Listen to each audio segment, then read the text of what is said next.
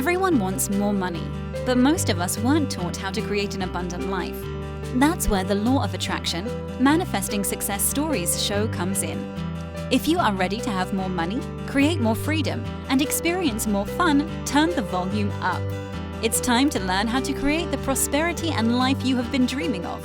Here's your host, Cassie Parks. Hello and welcome to the More Money Show. I am your host, Cassie Parks. I am here back with Lainie Hodges for her second interview. Hey, Lainie, how's it going? Hello, good morning. It's going, or afternoon, I guess now. It's going really well. Awesome. I love it. Well, tell me something awesome. That's how I always like to start. Tell you something awesome. I am producing another talent show this Saturday. Looking forward to that. They're community talent shows designed to give kids that don't usually have a space to perform a stage to shine. And we have over 70 performers signed up and a big team of volunteers. So it's going to be a really fun afternoon, or actually entire day. The audition and the show are in the same day. So really excited to do that with the community. That's awesome. Fantastic. I love it. So let's talk. So since your last interview, you have done the workshop, which is actually the second time for you. So you did it, I think, 2 years ago.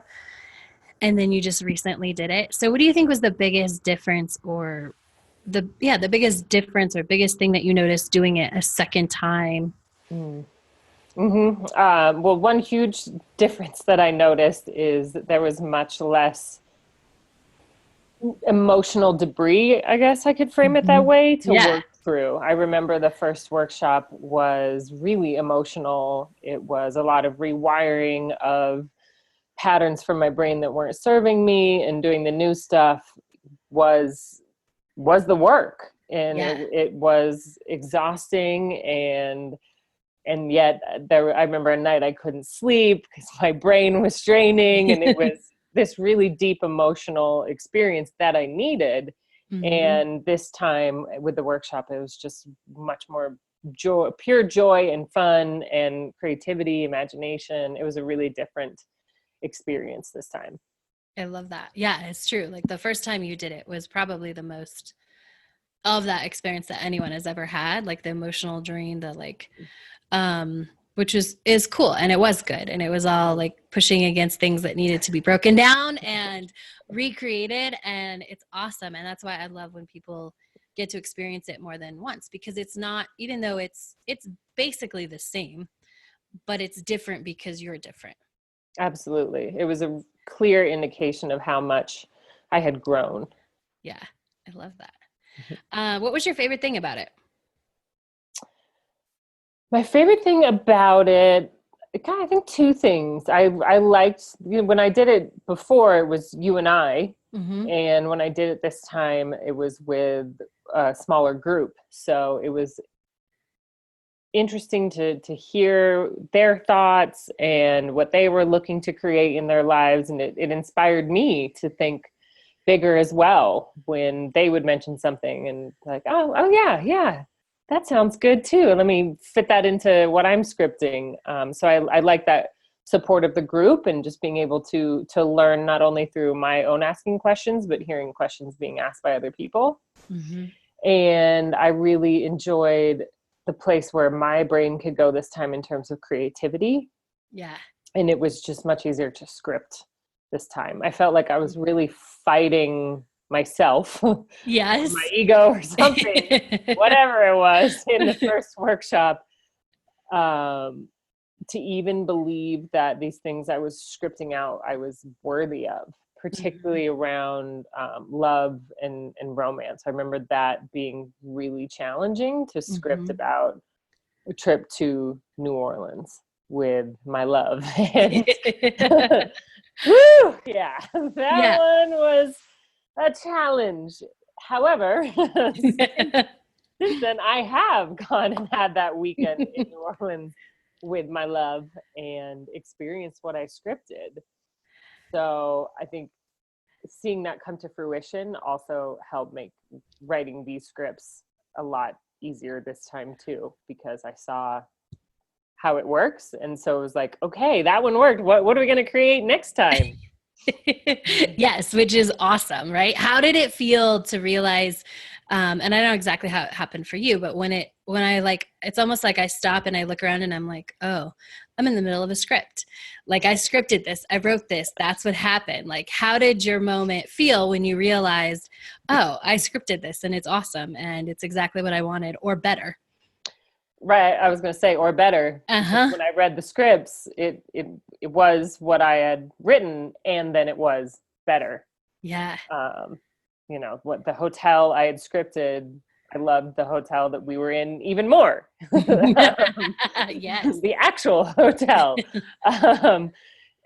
So it was exciting to see that, and humbling in a sense as well. Yeah. To see your intentions and your work come to fruition. Just and humbling in the sense of feeling a lot of gratitude for it. Yeah. That's amazing. And when you went into that hotel that you love so much, I remember like one of the first things is like there's wood beams and there's water outside. And that was from a new script, right? Well, wood beams are in my like general house script. Yep. So that was the evidence. I had not scripted the water fountain. Yeah. But when you opened up the windows to our bedroom, you could hear it running, all hours of the day. So it was a really peaceful thing to have, sleeping at night. And it had I hadn't scripted in a view of, the city, because we had a nice elevation in our room, and you could see all of the, large portions of the French Quarter. So it was really just exciting to see that evidence and then just live in it. I didn't want to leave for a number of reasons, but take me back. What do you think the biggest shift you've had since like taking the workshop again and starting to script this new script is? I think a shift I'm experiencing as I continue scripting in the last workshop and then continuing to do that scripting is it's much easier for me now to tap into the feelings and the senses of the scripting, whereas before it's almost like I was convincing myself of these things, and now I can sense them, I can feel them, I can hear the water, I can see the ocean of our water bungalow, I can feel his hand in mine, those sorts of things. So I feel like I can go a lot deeper now in the scripts than I previously was. Yeah. And even though, like, I want to point this out for listeners, because I know you get it. Like, even though it feels like, oh, I'm deeper now, it does, or I was forcing it a little bit before, which is, I think when we look back, we see like, oh, that was harder. So like we kind of frame it a little bit differently, but it's still manifested.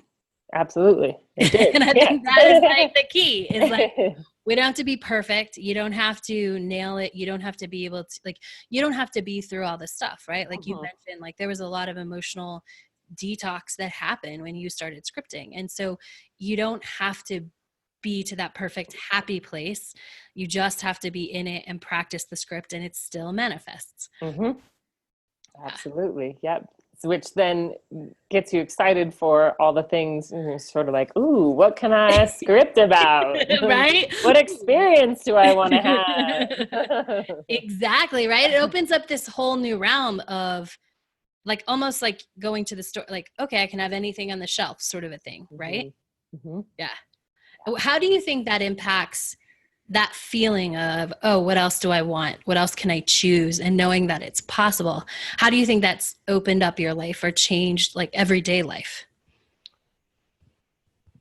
It certainly expanded the possibilities, and my willingness and ability to be open to whatever may come. And there's a lot of that happening in my life right now anyways, where things are wide open and could go in a lot of different directions. And I don't feel anxiety about that. Whereas old me would have been like, oh, the unknown, what's going to happen? And now it's like, hey, the unknown, what's going to happen? Yes, that's a huge shift. Yeah, absolutely. Right? Yeah. Yeah.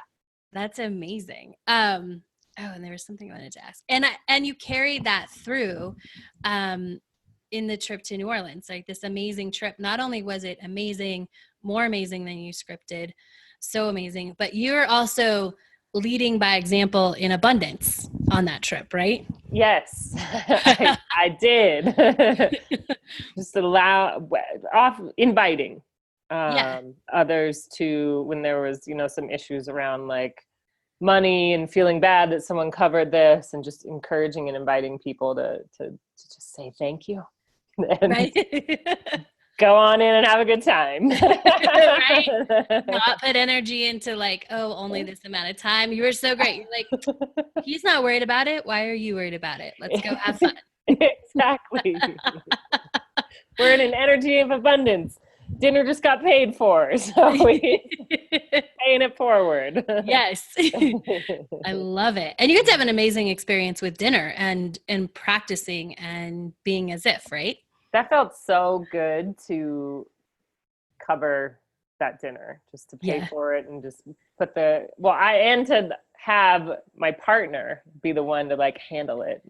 Oh, right. Like, yeah. I put him in charge of that because I didn't want to raise any suspicions from my end, but it's a dream of mine, a goal of mine, with the money that I manifest. And it's part of the reason I want to have money is to give it away and to do things like that, to just put the whole dinner on my card. I've got this. Mm-hmm. Being able to share my abundance with other people like that. So it was so fun to get to practice that, and just fun to watch everybody's faces.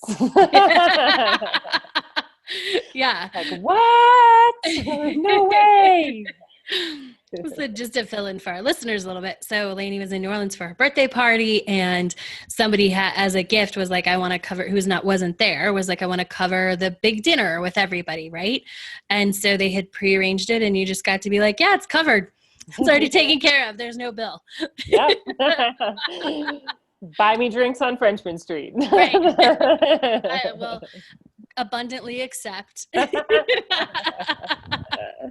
Yeah. Which was super fun to watch. Also, like the abundance, I'm going to come up with a name for it, but like, then I remember, somebody who paid to get into the clubs, like paid for one again there. He's like, dinner would have been twice as much. Like, I'm happy. My wife's happy. Like, I'm just going to spread the wealth, and I'm going to enjoy it and create a more fun evening. And this is what I want to do.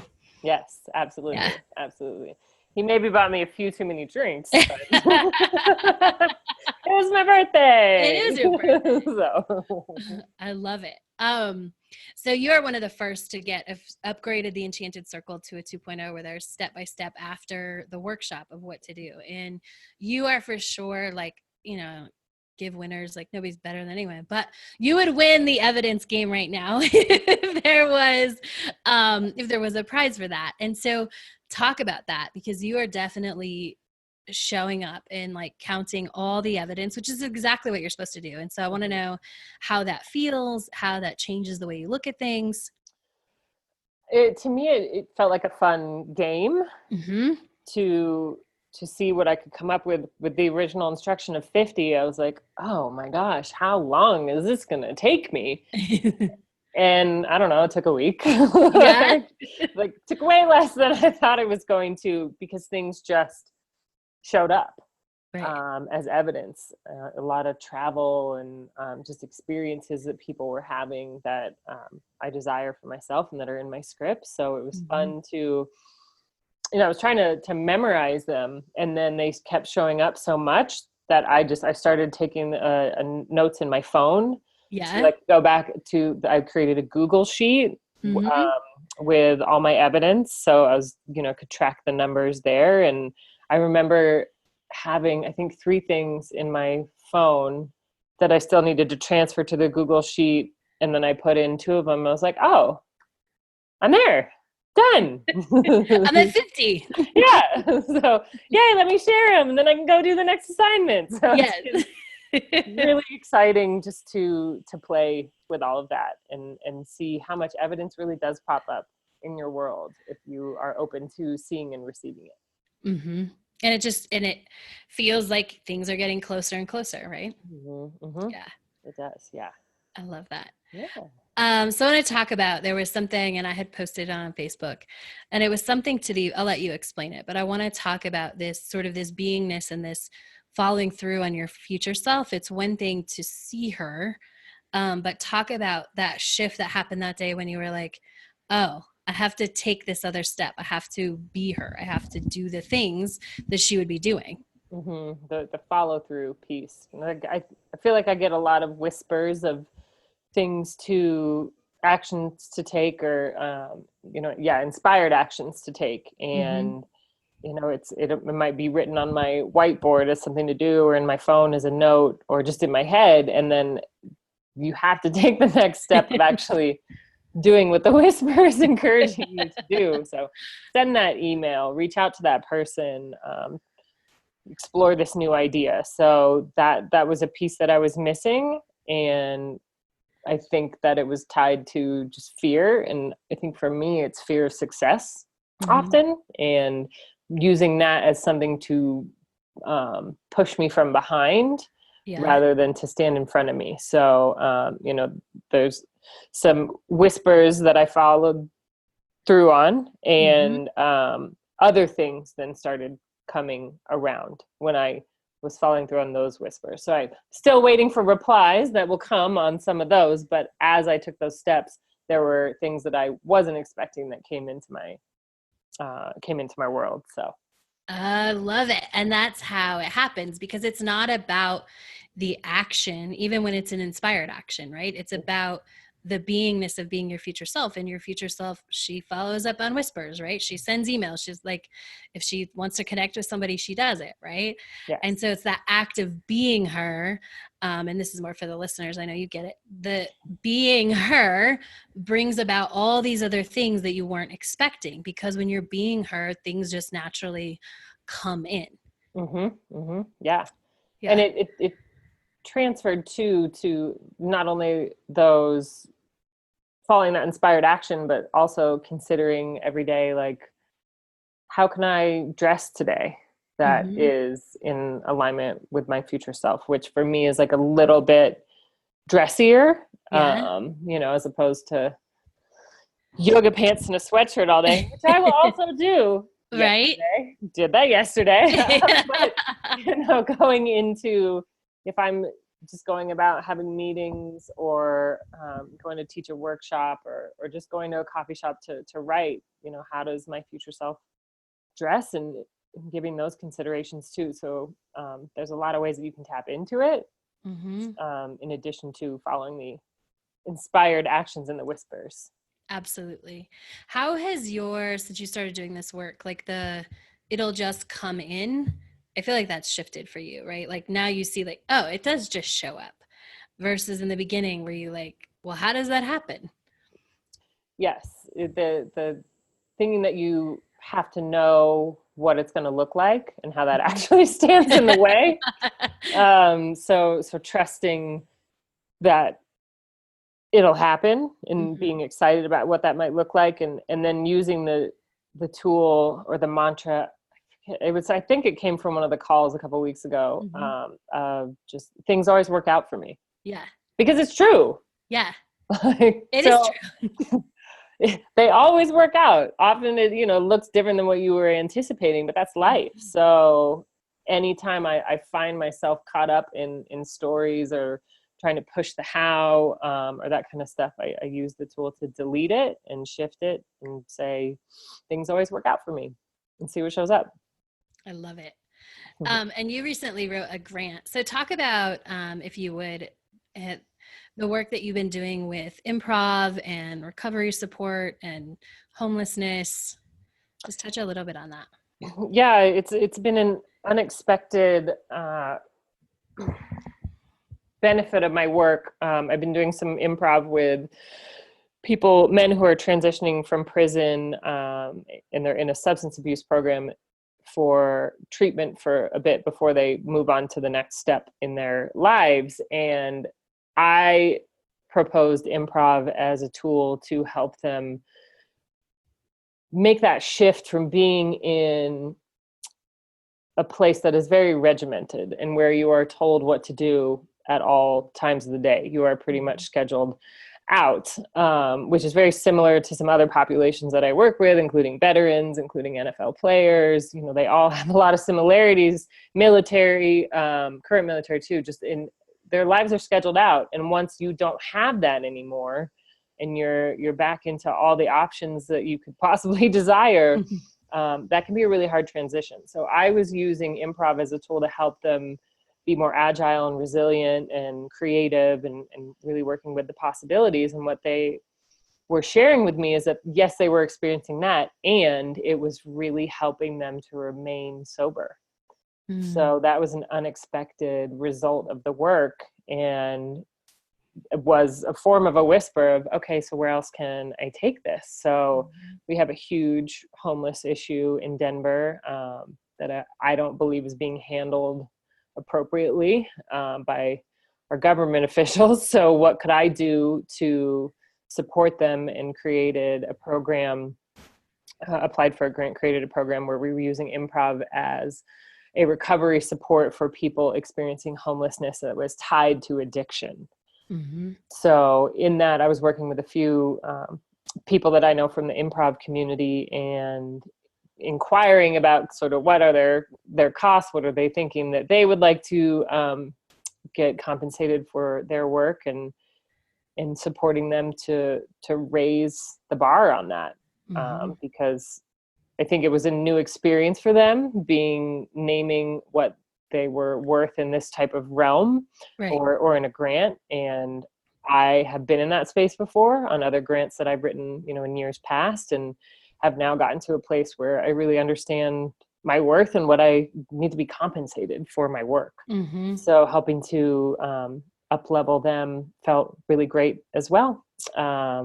While we didn't get the grant, it's a great program, and we are going to look for funding elsewhere. So I trust that the right opportunity to get this going is going to happen. And I'm excited to see the results from it, and then how we can apply it and grow the program to help more people. I love that. That's so exciting. Like both the work that you're doing, obviously I love improv, and I love the populations that you're helping. It's so awesome. And I love that it just like this is the way cool stuff happens, and we move into our future selves. Like often that's just not an area, and I know personally that's not an area you ever saw like, oh, there might be an opportunity here, right? And now there's a program, there's a community around it. And so I love the unfolding. And I also love because I think improv, like improvisers, people who perform improv, it's often like you get what you get, right? So if you get paid, that's awesome. If you get on stage and do what you love, like that's awesome, right? But like everybody, I remember we took class, and like everybody had a day job. It wasn't something that could, was seen really as something that you can make money. Like if you, probably if you got drinking money, you're happy, right? Right. If you're lucky, if you can negotiate half the door, and that's, maybe like $10 a person in your troupe or whatever. And so I love that you're able to sort of flip that switch and be like, no, like this is work and you're worth it. And this is what you're going to ask. This is what we're going to ask for. And this is what we're going to pay you if we get it. Right. And I think that's in the creative community. I think that's a consistent challenge for creatives is really charging their worth and not being the struggling artist. But I think if we say we're a struggling artist, we're going to struggle. Right. Always. Right. If you buy into the story that you have to struggle before you get there, like you have to, do all this. Yeah. Yeah. You can be an artist, a teaching artist, an applied whatever artist, and get paid for it. It is possible. And super fun, as you have proven. Exactly. I get paid to play games. It's great. One of my favorite mantras you've ever had. I get paid to play. Yeah. What are you most excited about next? I'm really excited truly about the opportunities, when this talent show has been the main focus of my work. for the past like 6 weeks, maybe a little bit longer. So seeing that come to fruition. And then from there, there's a lot of wide open space for things to grow and manifest and come to fruition. So I'm really excited about that. I've got some people working on my behalf to grow some of the work that I'm doing, working with me to do that. So I'm excited to hear how that all shakes out. And just we're coming to the end of 2018 and into a new year, into winter, just all sorts of shifts and new. And I'm just excited to see what happens. What's coming? Me too. I'm so excited for our next interview because I can only imagine what is going to have happened at that point. Oh, there's a lot of possibilities. Right? I love it. Yeah. Tell everybody where they can connect with you if they're feeling called to check out your work, donate to your work, all of that. Absolutely. So you can reach me at www.improvalchemy.com. So improvalchemy.com. And you can find me on Facebook at Improv Alchemy. Send me a message, shoot me an email if you want to connect and see how I might be able to serve you or your group or community. Bringing improv to as many spaces as possible is one of my career and life goals because it's such a beneficial and healthy way to grow and learn and develop. So I'm trying to bring improv everywhere. So if you're interested in learning more, please reach out. I love it. Thank you, Lainie. Thank you, everyone, for listening to this episode. Make sure to come back next time to hear what other awesome stuff is happening and unfolding in Lainie's world. Sounds good. Thank you. Thank you for joining us on the Law of Attraction, Manifesting Success Stories show. To learn how to identify your current money story, go to identifyyourmoneystory.com.